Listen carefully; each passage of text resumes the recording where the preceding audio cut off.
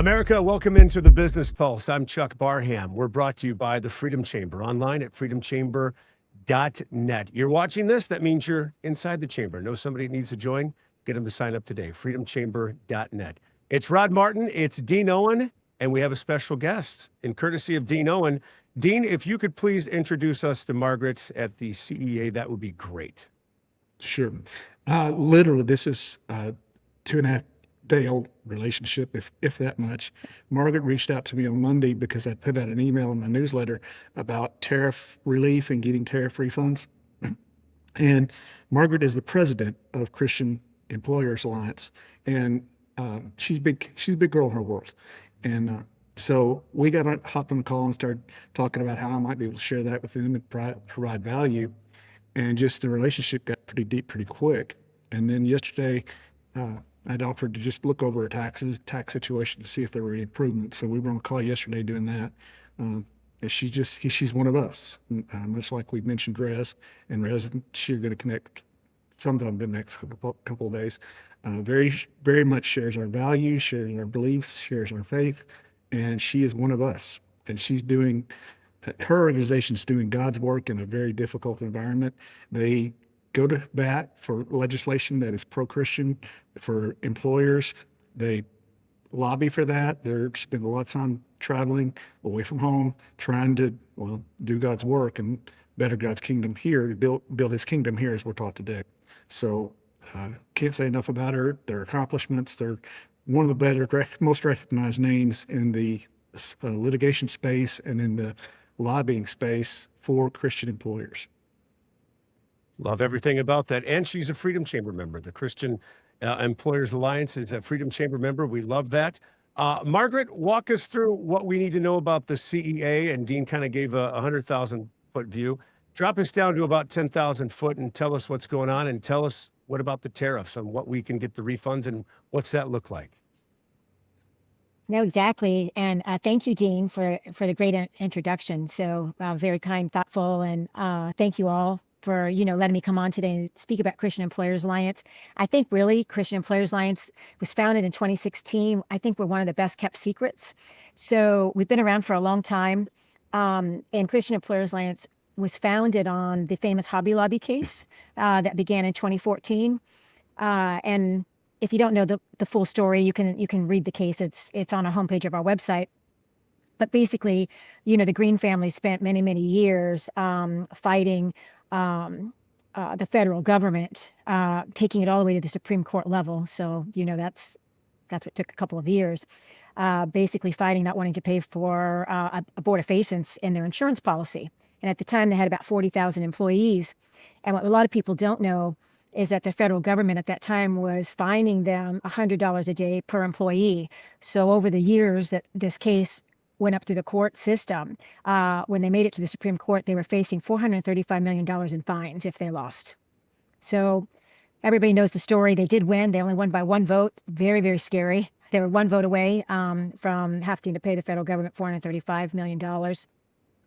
And they came back and they said, the average Christian business owner would not be able to do what they did. They wouldn't be able to afford to defend themselves, much less go through Supreme Court. So they formed the Alliance, Christian Employers Alliance, which basically, and still is today, started as a group of Christian business owners that came together. All of the litigation cases, such as the Hobby Lobby case, we've taken on at the federal level. When we win those cases, we get what's called federal injunction protection. So everyone that's in our membership receives that federal injunction protection. So fast forward a couple of years, now members that are part of that program, they do not have to pay for late-term abortions. They do not have to pay for abortion drugs in their insurance. They do not have to pay for transgender surgeries. We just got a settlement on proper use of pronouns. Our employers are protected from not having to use proper use of pronouns. And the list just goes on. We have quite a few active cases still. A lot of our cases tend to reside at the EEOC level, which is where all of these policies are created. But we're constantly looking and on the watch. We're looking at policies. We're looking at regulations. And now we are trying to lobby beforehand and stop before they become mandates, right? So in the prior, everything became a mandate, and then we had to take years and years of court get through the court system. And if we won, everybody, under membership receives injunction protection. So I was talking to Dean about this the other day, and I said, you as a business owner, you can join today and you get automatic all of our injunction protections that we've been fighting for the last 10 years. It's worth millions and millions of dollars. So it's really a no-brainer.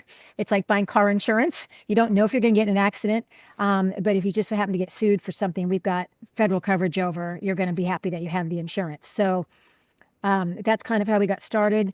We still spend a lot of time focusing on that today.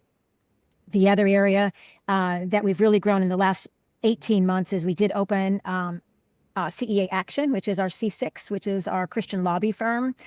So we could really start to go in all 50 states and at the federal level and kind of get ahead of these policies that we see as they're going to vote, and get ahead of them, in front of them, and try to stop them before they make it, into law. So we are the only Christian lobby house in the country that's focused on Christian business owners. I was really shocked to learn that, actually. I just came on as the president about 18 months ago.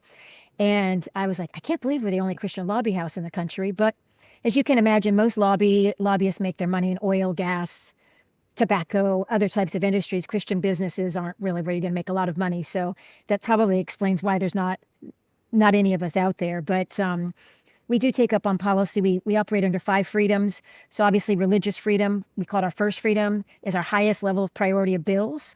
There's 160,000 bills that got introduced in 2026 alone. Of those bills, we run it through. We look for all of our first freedoms, religious freedom bills first. They take the highest level of priority. Then we move into healthcare freedom. That's where you see a lot of mandates as it relates to being forced to pay for things that might violate our Christian business owners' values. So those priorities take number 2. And then we do get into economic freedom, where we're looking at tax and things. Obviously, we want all businesses in America, including Christian businesses, to be able to flourish, right? Which they are under the One Big Bill. We've had a lot of great positive tax changes, which we worked on the One Big Bill for quite some time. We have operational freedom, and then we have workforce freedom. So workforce freedom is kind of keeping us out of unions. We're lobbying right now on the Franchise Act. A lot of states don't recognize the Franchise Act, which hurts business. So we take a full gamut of policies, I guess. We can say it's all said and done, but prioritizing religious freedom first. So, Margaret, if I'm a business owner and I'm watching this wonderful interview, and thank you so much for the 10,000-foot view, and you answered one of my questions. If I join today, I get all the bennies that you guys have done all the hard work for the past decade. What's the vetting process like if I'm a business and I want to join with you guys? What's that look like? Walk our viewers through that. Yeah, so you just go to the website. It's joinceanow.org, and there's an application that you go through. And then there's what we call our statement of faith. And so that's the document that the court recognizes. All of our members sign the same statement of faith, right? And the statement of faith says things like, it violates my values to pay for late-term abortion or transgender surgery. We believe our statement of faith, marriage is between one man and a woman. So you are going to sign those. That is the document that protects you when we go to court. And all of our members sign the exact same document. Then it comes through our team, and then of course we vet, who's coming in. We do have people that try to come in and will sign the statement of faith even though they don't believe in it. Oh, I'm sure. So And the website, it's a pretty quick process. What website one more time? I'm sure Rod's got a couple questions for you. Go ahead, Margaret. It's joinceanow.org. And there's a lot of great information on there. You can read about all the injunction protections. They're all on the website. You can read some of our court cases and some of the things we're dealing with. I will just add one more thing because I get to speak to thousands of CEOs across the country. And a lot of people believe that we're in a very positive environment right now and that there isn't a need for this type of protection. And I'm here to tell you that the target on Christian CEOs in this country and the amount of litigation that I'm seeing coming through our members, through Alliance Defending Freedom, which is our legal partner, would overwhelm you. So if you think that you're not being targeted, you just need to get a little bit more educated and pay attention because we're seeing a huge increase in cases right now. So the waters are still, but they're deep waters. And I totally get that. Yeah. Totally get that. Rod, some questions for Margaret, our guest today. Well, I'd just like to point out that our company, Martin Capital, is one of the earliest members of the Christian Employer Alliance. CEA is a fantastic organization. I've had the opportunity to be involved in events in Oklahoma City and in Washington, D.C. This is a great group. It's not expensive to join, and the benefits really are off the chart. Margaret's exactly right in saying you're getting the benefit of millions of dollars and over a decade of legal work that you really wouldn't want to go do for yourself. That would be a bad plan. So join CEA for relatively nothing and end up with a lot of benefits that Christian employers truly need. People don't understand just how under threat we really are. And, just because there's a friendly administration in Washington doesn't mean there's a friendly administration in Sacramento, or there isn't some nutty leftist in an agency in Tennessee, for that matter, who might have it in for you and might come for you. CEA can help, just like the Freedom Chamber can help. Everybody needs to join both. And Margaret, I just want to welcome you yet again to the presidency. You have esteemed predecessors, and I know you're just doing a bang up job. Thank you. That's very Yeah. kind, Rod. Thank you. And I will share with our audience because, we do that around here. Back in 23, I was hit with an EEOC complaint that is absolute, total, complete garbage because I made a comment in a newsletter that we should support our local state representatives because they had outlawed transgender drag shows in front of school children. And they were doing God's work, and we needed to recognize that when they do something good, recognize it. That resulted in me being sued with an EEOC complaint that's still going on. The other side is funded by some liberal wacko group that wants to basically put in precedent, some type of situation or a precedent in the law that says a small business owner loses his right to free speech when they hire someone. That's the fundamental issue. Yeah. And I will win the court case if I can get it. If we get in front of a jury, it'll go. We'll win. But she's got very, very, very deep pockets to this other group, and I don't walk around with wearing my faith on my sleeve, but I don't hide it either. And that's part of it. That's why I was targeted. There's no question about that. And the charges are absolutely ridiculous on their face. But Well, and when they Dean, do that that, is perfectly normal. I mean, we see this kind of thing everywhere. There was a case a number of years ago, Margaret may be familiar with, where some liberal group, it may have been the ACLU, I'm not really sure, a coach over at the Pensacola School District got caught silently praying over his meal in the lunchroom. I mean, God forbid, we certainly don't have a First Amendment in this country or anything like that. And so they sue the school district, and the school district just really didn't have the money to fight this. So they fought it for a little bit and eventually entered a consent decree, which of course means that whatever you agreed to is the law as to you. So, it doesn't really matter what the Constitution says at that point. A federal judge has rubber stamped this complete abridgment of your rights because you've agreed to it.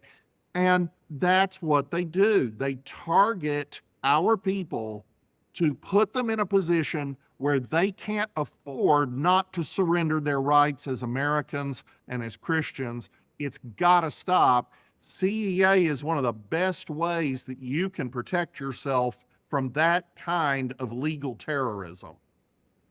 Love it. And Margaret, one we're- more time we're- and Dean, we're running up to a break here because I want to talk about the election. And Margaret's time, she's got to get back to her chamber meeting there in Niceville. Margaret, one more time on how people could get in touch with you and how they can sign up, because you've got the street creds with us here at the Business Pulse. So go right ahead. Yeah, thank you. Join ceanow.org, and it'll give you all the information that you need. Fantastic. Margaret, you're back. You're released from the thing that is the Business Pulse. You're more than welcome to stick around and listen to what we're going to talk about next. But I know you've got meetings, and we appreciate everything that you're doing at the CEA. We really do. Wonderful. Thank you again for, it was great to meet you all, having me on. You got it. Thanks for being a Freedom Chamber member. We appreciate that. Online at freedomchamber.net. A lot of things happened yesterday, Dean and Rod, and I want to make sure we're touching on them because we're running up against our clock here. Let's talk about the scoreboard, 37-0. That's what I was shown on the Martin report today. 37-0. 37 Trump-endorsed candidates to none. Trump definitely laid the hammer down. Rod, I know I've been itchy all day to talk to you and Dean about this. I'm gonna let you go first, Rod. Well, and that understates the case. That's 37-0 last night. Yeah. That doesn't count Bill Cassidy in Louisiana or a bunch of other people. And Cassidy is nearly unprecedented. The last guy to get taken out, an incumbent Republican senator to get taken out in his primary, was Dick Lugar. Hey, it's been a billion years ago. Trump takes out Cassidy, replaces him with a 100% MAGA candidate. We're about to do the same thing in Texas with the awful John Cornyn. And it pains me that John Cornyn is still in the Senate.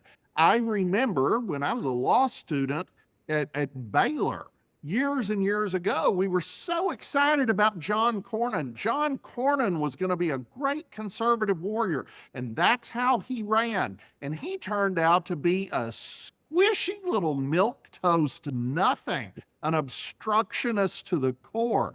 And here we have Ken Paxton, and whatever flaws there may be in Ken Paxton, and he would admit to them all, I'm sure, he is a warrior. That guy fights, and he is with us. So you've got all this goodness happening, and then Thomas Massie. And it pains me that Thomas Massie needed to lose, but he did.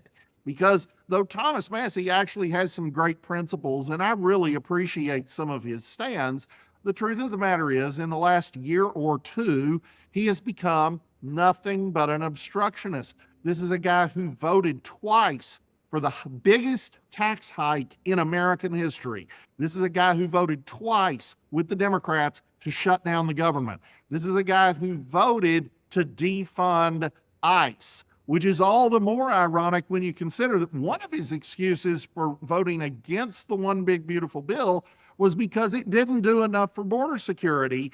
And then he votes to defund ICE. So Massie went completely off the rails.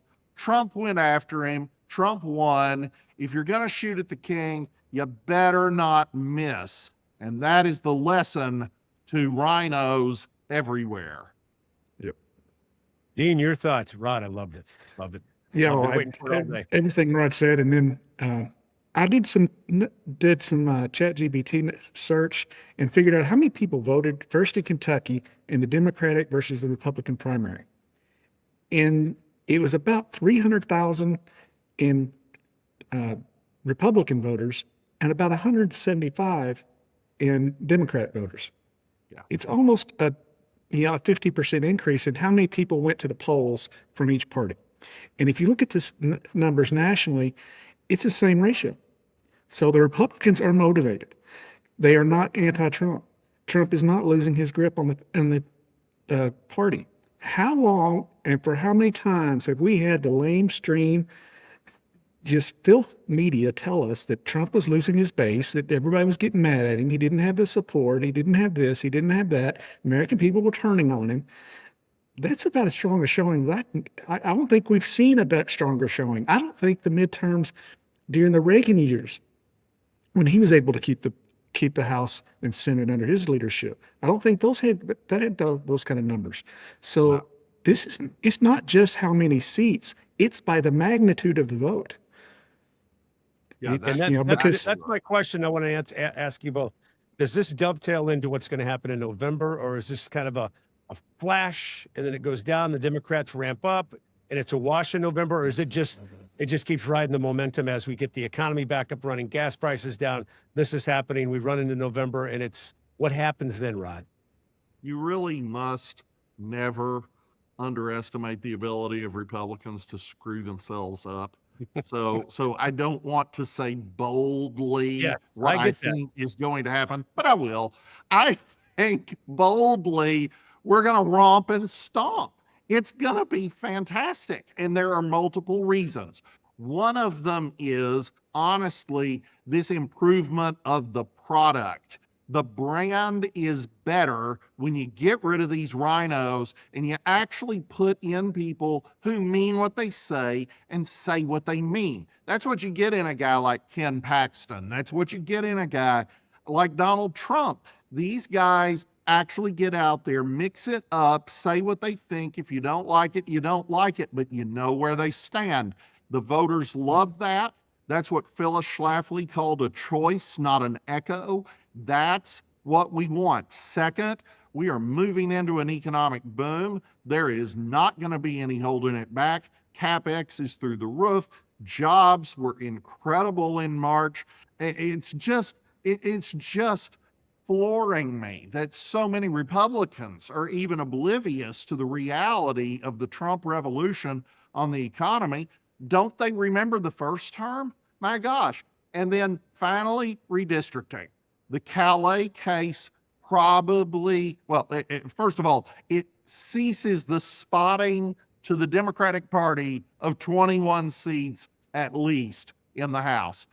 How many of those do we flip? Well, for a variety of reasons, maybe 12, maybe 18, don't know. But we also have these other redistrictings for other reasons, and we are actually going to start making up the gap created by the Democrats having gerrymandered every single state they control to the max for years and years and years. So if you get back to some kind of reasonable playing field, something close to level, the Republicans are going to win this. They're going to win big.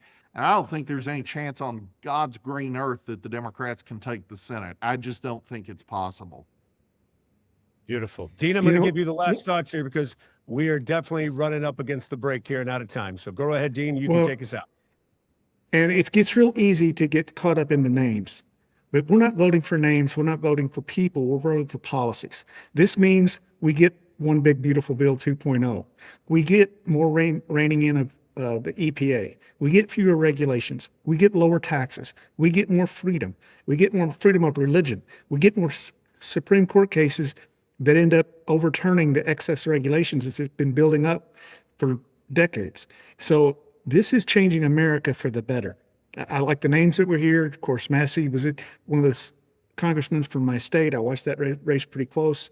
The Andy Barr, Daniel Cameron race to fill the seat Mitch McConnell's vacating. I know both of those men very well, and they're extremely good men. We had to make a choice.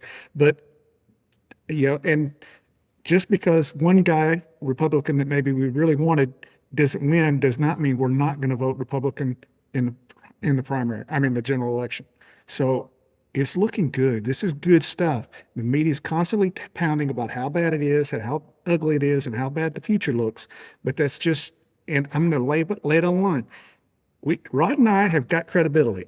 We've been putting out information. It's been accurate. We tell the truth. We don't come in with an agenda. This is what the Freedom Chamber is all about. And what Rod's saying, what I'm saying, this is going to come to pass, right? And I'm putting all my credibility on it. And we've earned the respect to be listened to. Amen to that. I want to thank Margaret Ucolano from the Christian Employers Alliance for joining us today. That's incredible work. Things that our Freedom Chamber members need to know about. And where can people find Dean Owen online? OwenCPA.com, OWENCPA.com. Just jump online, connect with my team. Let's disinherit the government and not your kids. Yesterday, we showed a client how to save $47,000 a year in taxes legally. Fantastic. And the gentleman I saw on NTD News, I believe it was this morning, right, Rod? Where can we find you if you're not on Fox, you're not on NTD, you're not, you're everywhere, but you're always on the Business Pulse. Where can we find you? Come to rodmartin.org. That's rodmartin.org, where we do daily geopolitical analysis. Fox Business calls absolutely phenomenal. We've got nearly 300,000 followers on X. We've got around 100,000 on other social media platforms. We've got tens of thousands of subscribers for our daily long form content. There's a reason. So come to rodmartin.org. Fantastic. Thank you both for all that you do. And ladies and gentlemen of the Freedom Chamber, get out and tell people about us because we're growing by leaps and bounds every day. freedomchamber.net. That's where you can find us. And this has been the Business Pulse. Healthcare costs are crushing America's small businesses. Premiums have risen over 240% in the last decade, forcing companies to choose between growth and healthcare coverage. The Freedom Chamber, found online at freedomchamber.net, has a better solution: the Guardianship Healthcare Plan. Designed by a doctor who understands that strong care starts with a strong doctor-patient relationship. This plan puts people first while protecting your bottom line. With up to 45% annual premium savings, the Guardianship Plan delivers real care, real savings, and real freedom. Your business, your employees, your health plan needs the Guardianship. The Freedom Chamber Guardianship Plan. Get your quote today. Learn how your business can take control of healthcare. Visit freedomchamber.net, the pro-American business network.